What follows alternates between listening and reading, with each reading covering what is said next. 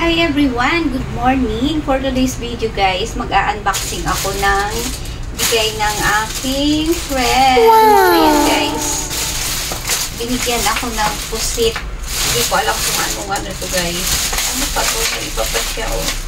Ayan, kahapon lang siya dinala sa akin. Kaya eto guys, may uulam na si Inday. Tingnan ko lang sa kung ano yung ano niya guys.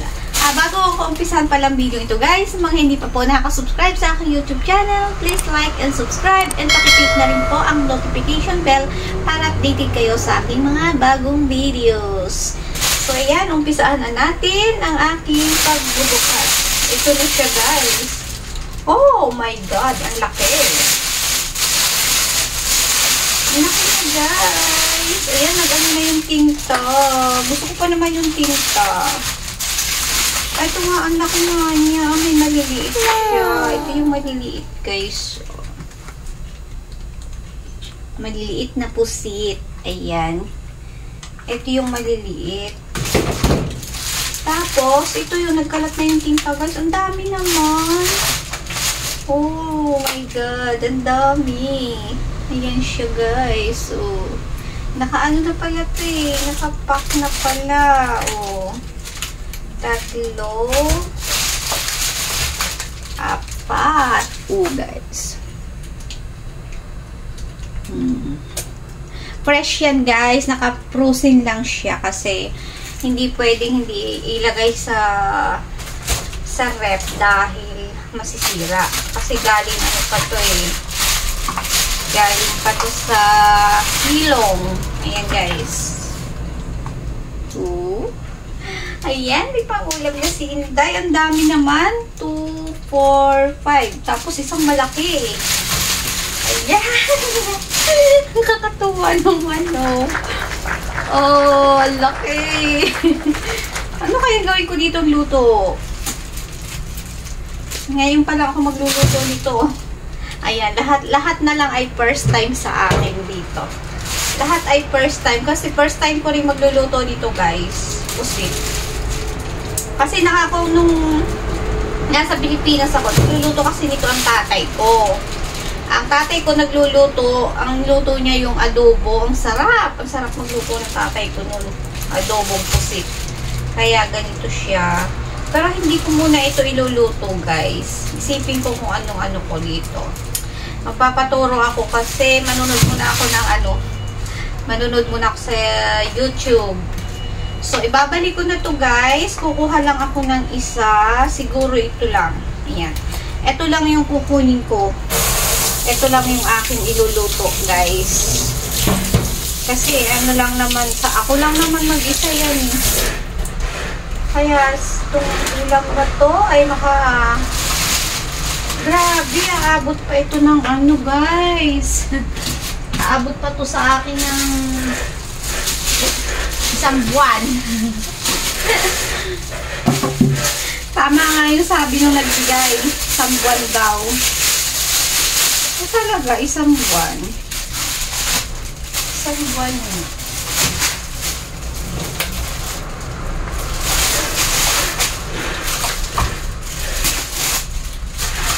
Yan, itatabi ko muna siya. Ito yung gusto ko pa naman yung tinta. Masarap nito guys yung tinta eh, di ba? Masarap yung tinta ng pusit.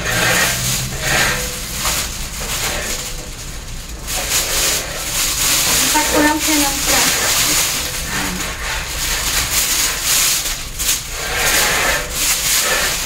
Iano ko siya, i-adobo ko siya. Try ko lang magluto ngayon kung anong lasa. Meron naman akong panghalo. May mga panghalo naman ako. Kaso, laki ng plastic ko.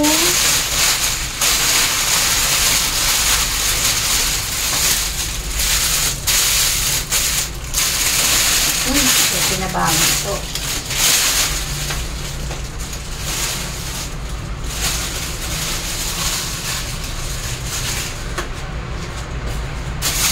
So, ilalagay ko na siya sa ref kasi tatabi ko siya. Good for 1 month.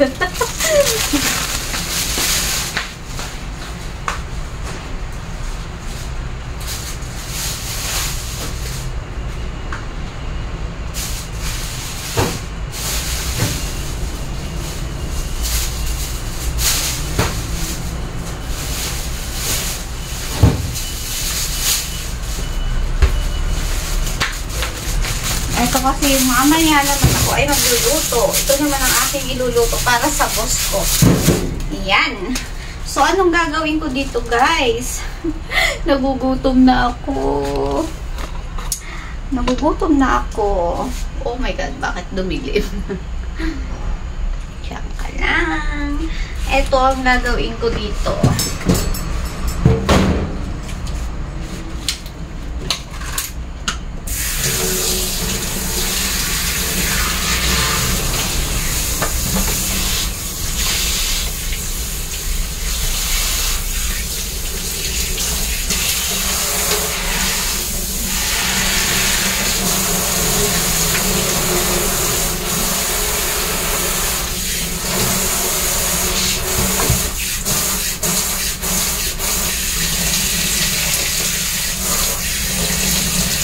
Mahal kaya ang pusit dito, guys. Mahal dito ang kilo ng pusit sa Taiwan.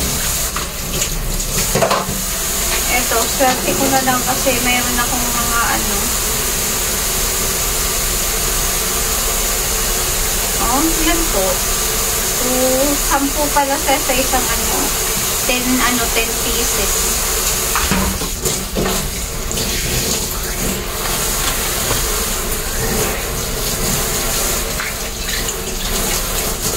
Kaya adobo ko siya para ulam po.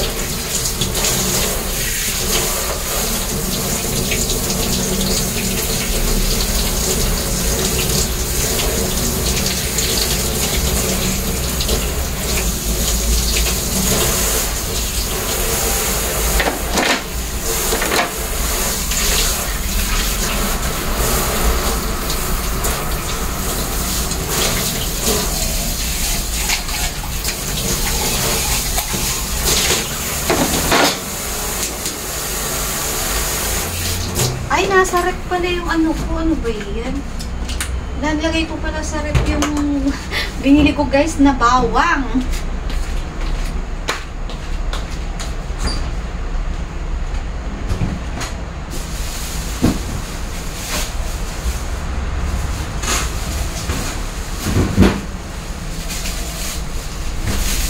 Ito ang aking ilulutong gulay. Mamaya. Bumili ako ng bawang, guys, at luya. Kasi nga, luluto ako niyan. So, ito siya. Ayun, ang aking biniling luya. Wala ko ng bawang. Tapos nilagay ko sa rep. Sana hindi maano to. Kasi pagka ang bawang ay naaano, guys, nababasa, nasisira. Hindi ko naalala kahapon. Nalagay ko pala sa rep. So, ayan.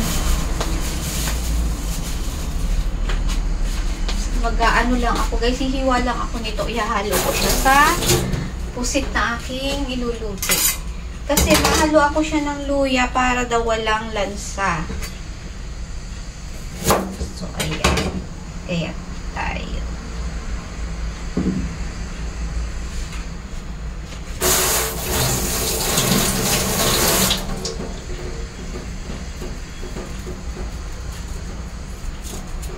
First time kong magluluto nito, guys. Lahat, alam nyo, guys, nung nasa Pilipinas kasi ako, hindi ako nagluluto talaga, promise.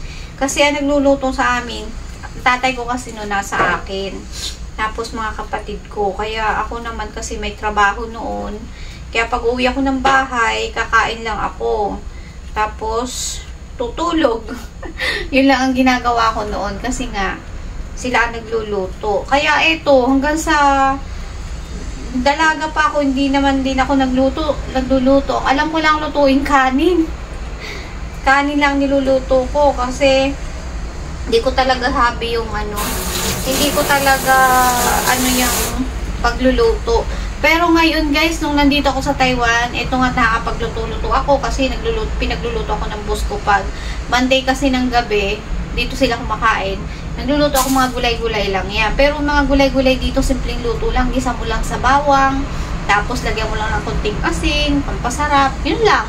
Hindi katulad sa atin na maraming halo, di ba? Marunong naman ako magluto ng gulay, yung mga bulanglang, yung mga ganyan. Marunong ako yung mga simpleng luto. Pero pagdating sa mga karne, mga kaldereta, mga apritada, ayan. Yun ang ano ako guys.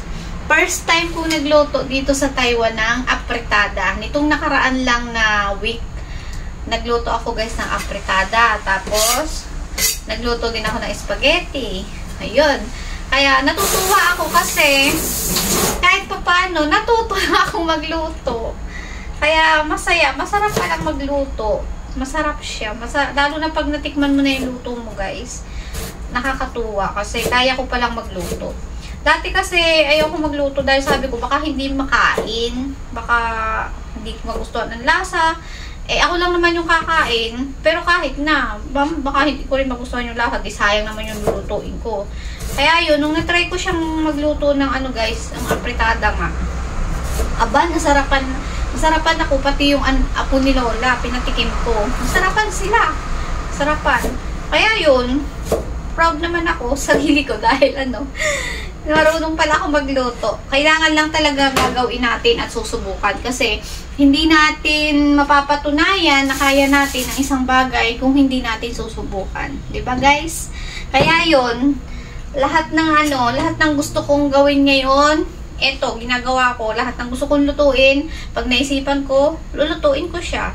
Kaya, try and try until you succeed. 'Di ba? Kaya, laban lang! Ayan, ito naman sibuyas. Ihahalo ko, anuhin ko naman yung sibuyas. Alam nyo guys, kagabi, hindi ko kumain. Kasi sumakit yung ngipin ko, yung pinastaan. Na ko yan, na ikagat ko ng matigas. Hindi ko naalala. Pasta pala. Yung bagong pasta. Ayun, sumakit siya. Kaya ko siya, ibabalik ko siya sa dental clinic. Hirap pag masakit ang ngipin, hindi ka makakain. Buti na lang nawala. Nawala na siya. Kagabi akala ko tuloy-tuloy yung sakit eh. Buti nawala siya guys. Palambutin ko lang yung pusit, tapos igigisa ko na siya. Ko siya. Alam ko matagal lumambot yun eh. Matagal siyang palambutin. Magtatanong pa ako sa isa kong friend pala kung lalagyan ng suka. Wala ko lalagyan ng suka yan eh. Kunti nga lang siguro. Ayan, sariwa nga guys yung bawang. Dapat hindi pa ilalagay sa rib. So, ayun guys. Matatapos na pala yung aking video. Kasi nag-ano lang ako ng pang-ano ko guys. Ito nga yung aking gusto ko lang i-share sa inyo. At salamat, shoutout sa aking friend yan na nagbigay nito. Hindi ko nababanggitin yung pangalan niya. Basta salamat sa effort. Ayan, thank you so much. Please like and subscribe sa aking YouTube channel, Ma'am Shimmy Vlog. Thank you for watching guys. See you on my next vlog. Bye-bye!